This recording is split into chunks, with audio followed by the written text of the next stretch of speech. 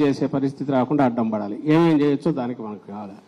ఇదే మనకు అంతే తప్ప రూల్ ఎట్లుంది కాబట్టి దాని ప్రకారం మనం పోదాం అనడానికి మనం కూర్చోాలి.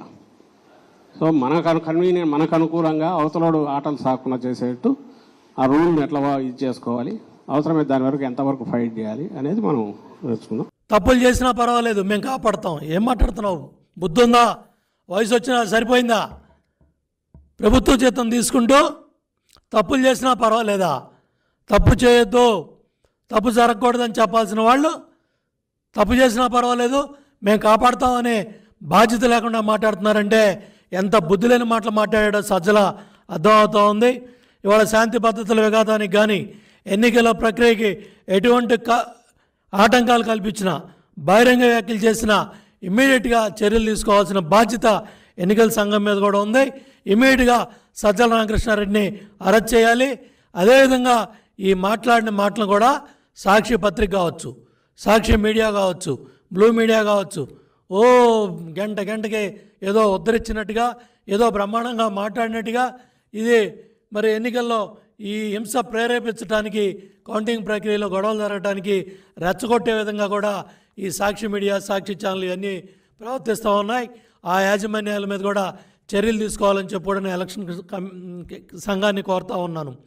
ప్రజాప్రాతినిధ్య చట్టం 1951 ప్రకారం ఎన్నికల ప్రవర్తన నియమావళిని మరి ఉల్లంఘిస్తూ సజ్జల రామకృష్ణారెడ్డి బాధ్యతారాహిత్యంగా ఈ కౌంటింగ్ ప్రక్రియలో ఏజెంట్లని హింసకు ప్రేరేపించే విధంగా, మరి రెచ్చగొట్టే విధంగా ఈ కార్యక్రమాలు చేశాడు.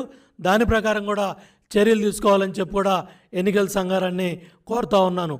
బహిరంగ వ్యాఖ్యలతో చేయడంతో పాటు తప్పు చేసిన వాళ్ళని, ఈ ఈవీఎంలు విధ్వంసం చేసిన వాళ్ళని కూడా సమర్థించుకుంటా మాట్లాడిన సజ్జల రామకృష్ణారెడ్డిని నిమిషం కూడా బయట ఉంచడానికి వీల్లేదు. ఇమ్మీడియట్గా తక్షణం అరెస్ట్ చేయాలని కూడా డిమాండ్ చేస్తూ ఉన్నాను. అట్లాగే ప్రభుత్వ సలహాదారి ఉద్యోగం నుంచి కూడా తొలగించాలని కూడా డిమాండ్ చేస్తూ ఉన్నా.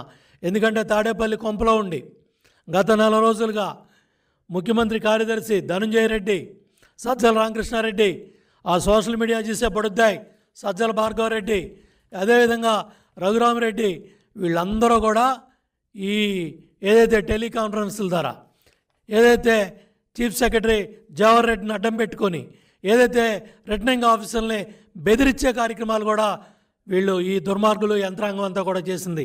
ముఖ్యమంత్రి కార్యాలయం దగ్గర నుంచి, తాడేపల్లి కొంప కార్యాలయం దగ్గర నుంచి, క్యాంపు కార్యాలయం దగ్గర నుంచి ఎవరెవరు ఫోన్లు వెళ్ళినాయి, ఎవరెవరు టెలికాన్ఫరెన్స్లు వెళ్ళినాయి.